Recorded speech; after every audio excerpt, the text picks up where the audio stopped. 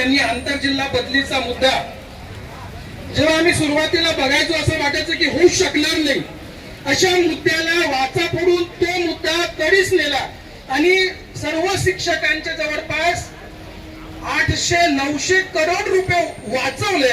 आधी सरांसाठी आणि त्यांच्या संपूर्ण टीमसाठी आपण टाळ्या वाजवल्या. जेव्हा जेव्हा मी यांना भेटतो आणि जेव्हा यांच्या संपूर्ण टीमला बघतो तेव्हा भूर भरून येतं. आणि आज सुद्धा तोच मुद्दा आहे. नवीन भरतीपूर्वी आंतरजिल्हा बदलीने जे 7वा टप्पा तत्काळ मार्गी लागला पाहिजे आणि हे काही मोठी मागणी नाहीये. मला वाटते की या जे तरुण आज इथे जे बसलेले आहेत यांनी जर संघर्षाची धार जर वाढवली तर हा मुद्दा काही मुद्दाच नाहीये. काही अडचण काय मला ते समजत नाहीये. भरत्या करणार आहेत, भरत्या करण्यापूर्वी जे शिक्षक आपापल्या गावापासून लांब आहेत, 1,000 किलोमीटर लांब आहेत, अशा लोकांना, शिक्षकांना, माझ्या भगिनींना आज आम्ही बघतो की अक्षरशः डोळ्यातून त्यांच्या धारा वाहतात. कारण आपण आज मी जरी 1 दिवसासाठी मुंबईला जरी आलो तरी माझ्या डोक्यामध्ये सुरू आहे माझा मुलगा काय करत असेल, घरून 17 वेळा फोन यायला, जे हे झालं ते झालं. म्हणजे तुम्ही विचार करा कुटुंबापासून लांब राहणं किती कठीण आहे. आज 1,000 किलोमीटर आपण राहतो, ना कोणाच्या मरणामध्ये आपल्याला सहभागी होत आहेत, ना कोणाच्या लग्नामध्ये सहभागी होत आहेत. अशी स्थिती आपल्या शिक्षकांची शासनामुळे झाली आहे. माझं तर म्हणणं असं आहे की सरकारने कुठलीही भरती करण्यापूर्वी जे जे शिक्षक कर्मचारी वेगवेगळ्या जिल्ह्यात आहेत त्यांना आपापल्या जिल्ह्यामध्ये येण्याची संधी दिली पाहिजे. का म्हणून त्यांनी लांब राहावं. आज अधिवेशन असला सर तर हे जे आमदार, खासदार, मंत्री आहेत फक्त शुक्रवारपर्यंत अधिवेशन करतात, शनिवारी रविवारी आपापल्या घरी जातात.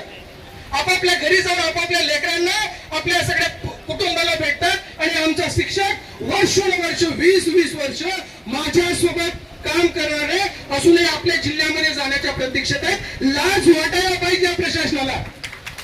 SIR सारखे कठीण काम जे कोणी करू शकत नाही, सुप्रीम कोर्ट सांगतं की हे शिक्षकांनीच करावं.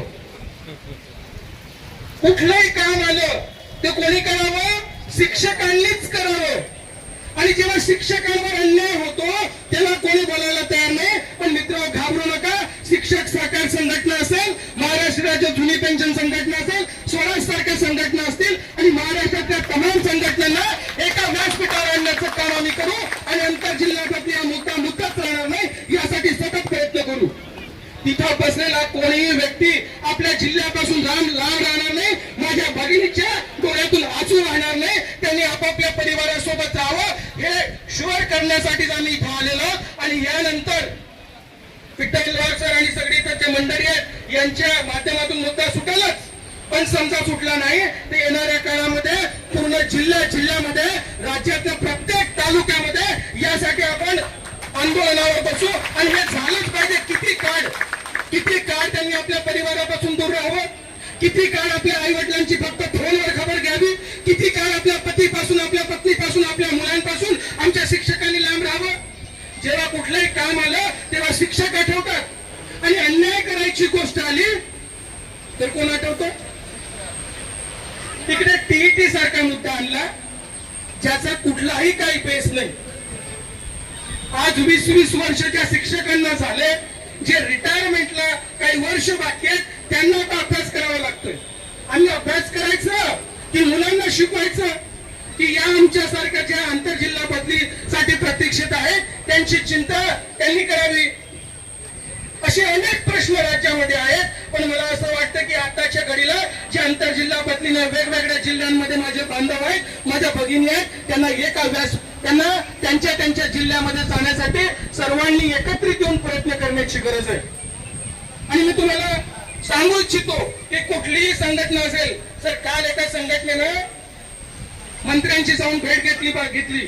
असे संघटनेला लाज वाटली पाहिजे. आतापर्यंत कुठे होतात तुम्ही? कुठं होतात आतापर्यंत? जेव्हा शिक्षक सहकार संघटनेनं विषय घेतला, त्यांनी मोर्चा लावला, त्याच्या पूर्वी तुम्ही जाऊन बैठका लावता. म्हणजे टाळूवरचं लोणी खाण्याचं काम सरकार बरोबरच काही आपले लोक करत आहेत. अशा लोकांना सुद्धा आपण धडा शिकवला पाहिजे. सर्व शिक्षक संघटनांनी एकत्रित येऊन जर अंतर्गत जिल्हा बदलीसारखा मुद्दा जर मार्गी लावण्याचा प्रयत्न केला तर हा काही मुद्दा नाही. आणि निश्चितच येणाऱ्या आजच्याच आंदोलनामध्ये हा मुद्दा सुटेल याची मला पूर्ण खात्री आहे. आणि आंतरजिल्हा बदलीने जे दुसऱ्या जिल्ह्यात गेलेले आहेत त्यांना अतिरिक्त वेतनवाढ लागू झाली पाहिजे, त्यांची सेवा ग्राह्य धरली गेली पाहिजे, अशा वेगवेगळ्या प्रश्नासाठी आजचं आंदोलन आहे. आणि या आंदोलनाला आमच्या संपूर्ण टीम तर्फे तो उगले सर आहेत, आमचे मित्र आशुतोषजी आहेत, सुनीलजी आहेत, वैभवजी आहेत, आमचे मित्र सांगलीवरून आलेले अमोलजी आहेत, त्यांची संपूर्ण टीम आहे.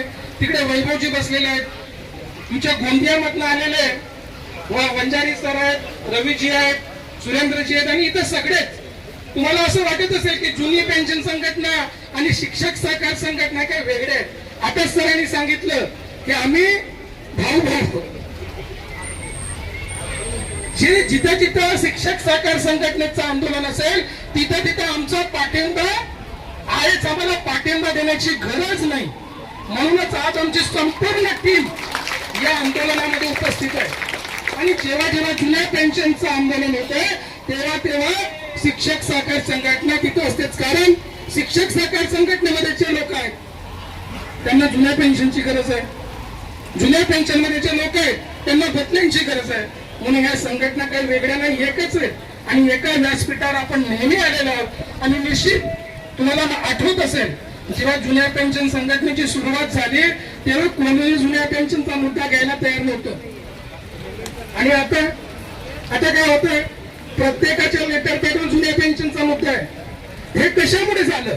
हे झालं आपल्या संघर्षामुळे.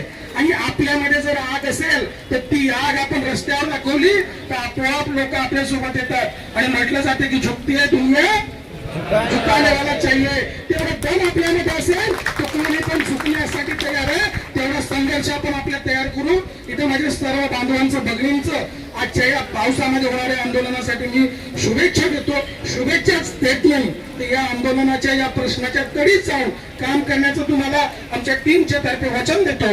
आणि इथंच माझ्या भावना थांबवतो.